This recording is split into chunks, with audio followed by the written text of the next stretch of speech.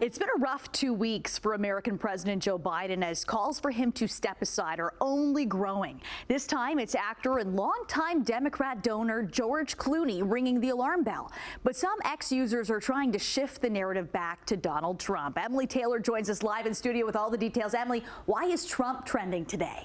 Well, Nicole, it's not exactly a reason Trump would like to be trending online. The hashtag Trump pedophiles is gaining traction as people dig into the Republican candidate's ties to the convicted sex offender Jeffery Epstein.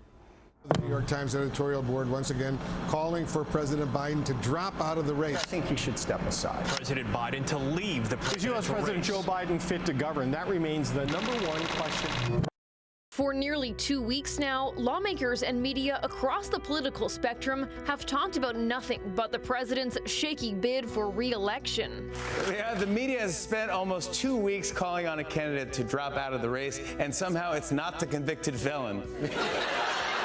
Division is growing within Joe Biden's own party as more Democrats question whether he should continue in the race.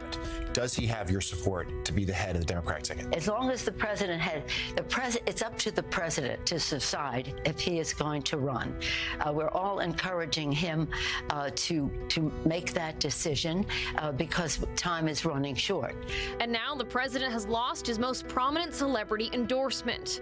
The call came in a New York Times op-ed today, where actor George Cloney professed his admiration for Biden, but openly criticized his current state. "We are not going to win in November with this current president," he writes bluntly, and says this opinion is also shared privately by every Democratic lawmaker he's spoken with.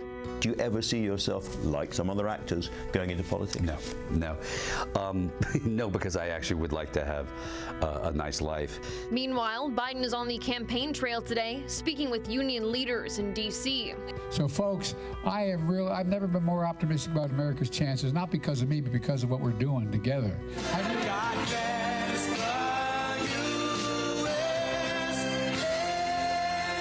A crowd gathered in Miami last night to hear from former President Donald Trump, who mostly took aim at VP Kamala Harris. Meanwhile, the radical left Democrat Party is divided in chaos and having a full-scale breakdown, all because they can't decide which of their candidates is more unfit to be president: sleepy, crooked Joe Biden or laughing Kamala. And challenged Biden to a rematch or two. Let's do another debate this week so that sleepy Joe Biden can prove to everyone all over the world that he has what it takes to be president. But this time it will be man to man, no moderators, no holes barred. Just name the place, anytime, anywhere. I'm also officially challenging Crooked Joe to an 18-hole golf match right here. But Trump is also trending for another reason. The hashtag Trump pedophiles topping the list as more documents regarding convicted rapist and sex trafficker Jeffrey Epstein were unsealed by a Florida court Monday. The files have shown Epstein's ties to Trump and other powerful people and show that Trump has taken rides in Epstein's private plane. Trump has not been charged in relation to Epstein and has denied any wrongdoing. That hasn't stopped Democratic Representative Ted Lieu from trying to shift the narrative away from Biden. One of the highest trending hashtags on Twitter right now is about Trump and Epstein. I'm not going to repeat the hashtag because we're in a dignified setting.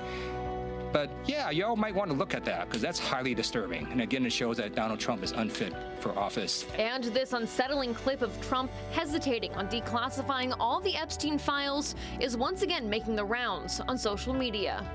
Would you declassify the 9/11 files? Yeah. Would you declassify JFK files? Yeah. I did a lot of it. Would you declassify the Epstein files? Yeah, I would. All right. I guess I would. I think that less so because, you don't know it. You don't want to affect people's lives if it's phony stuff in there because there's a lot of phony stuff with that whole world. But I think I would, or at least Do you think that would restore trust? Help restore trust? Yeah, I don't know about Epstein so much as I do the others. Trump is also facing some pressure to name a vice president candidate to be on the ticket with him. He said he'll make his decision by Monday when the Republican National Convention begins.